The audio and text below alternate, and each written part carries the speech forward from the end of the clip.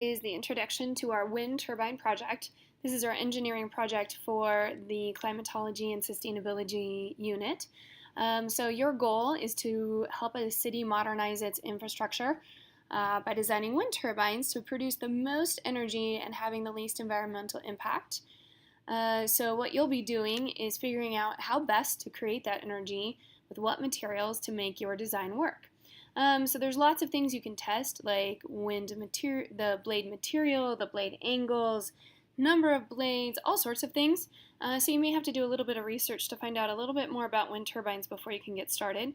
It is recommended you go slow to be able to go faster later. If you are doing that research, you also need to make sure that you cite your sources, and you should probably do that in MLA format.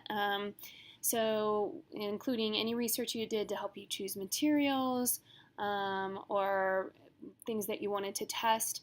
So that would be part of your research. You'll need to plan on how to present your project. I would recommend building that piece as you go because you will be, again, presenting your work in a gallery walk.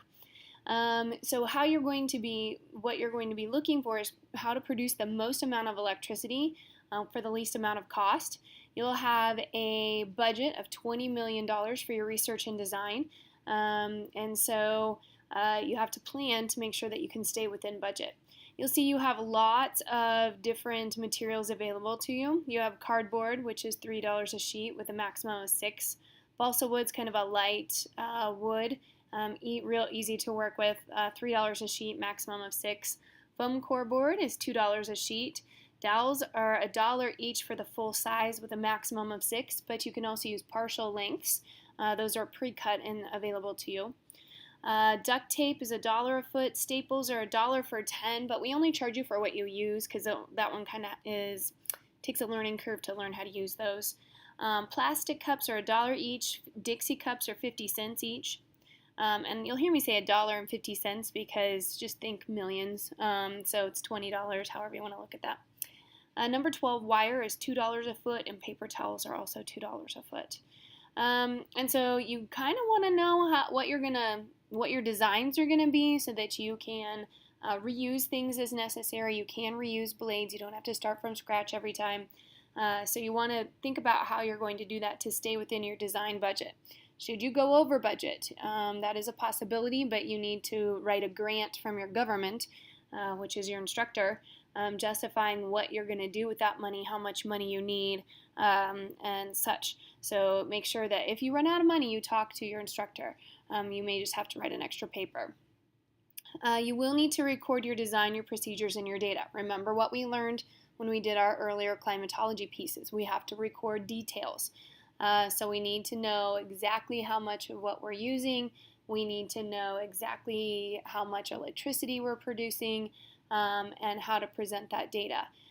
So you will be able to use your phone to take pictures and record video as necessary, but please make sure that you're using it appropriately and it's not a distraction to yourself or others. Be loud and proud, Bergman.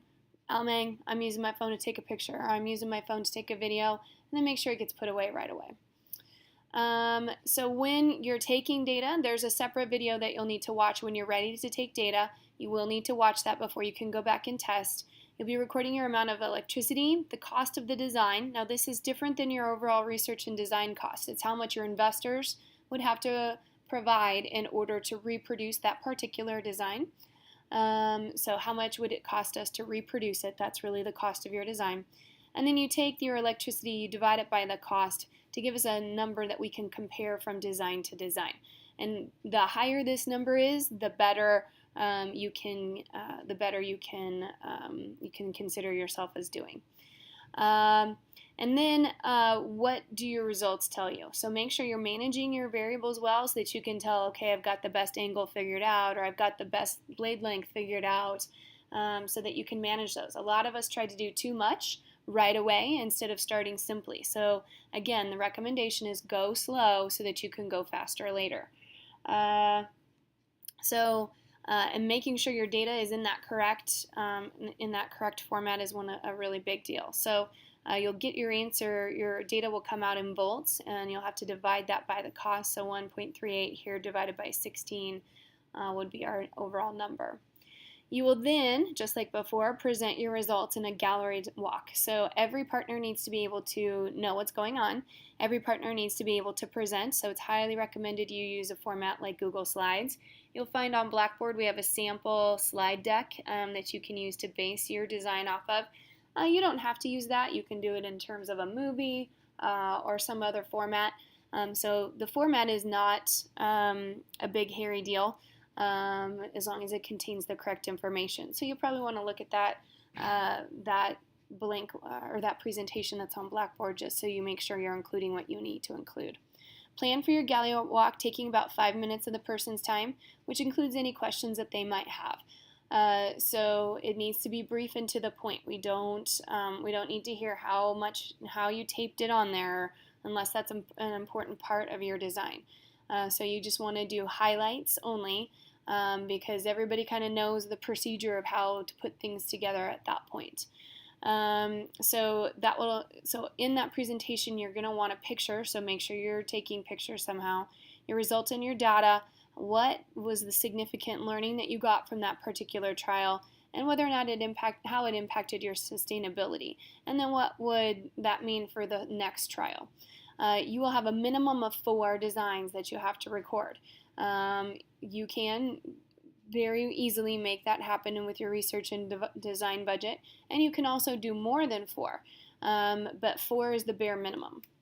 Then after we do our gallery walk, after presentations are finished, what we will do is we will have a graded discussion talking about what you've learned so far in terms of climate change and sustainability. Kind of going to extend what we learned from that game to figure out what we're thinking in terms of sustainability. That graded discussion will be just that, graded, and it will go in the exam essay category. For those of you who hate the idea of a graded discussion, know that you will also have a graded essay option. So you can present your responses to these questions in the form of a cohesive essay. So keep in mind that as you're going through this, that's kind of how you're going to be graded as well. So this is a two-part deal. You'll have a lab grade in terms of your turbines itself and your presentation and the gallery walk, and then you'll have another grade in terms of the graded discussion. So that's how you'll be graded individually. All right, again, go slow to go fast. This document's available on Blackboard. Paper copies available only on request, and should you you need to be thinking about who your partners in your class are going to be, and use the rest of your time, if you're in class today watching this video, make sure that you are using the rest of your time making your game plan and doing your background research. Good luck, Warriors.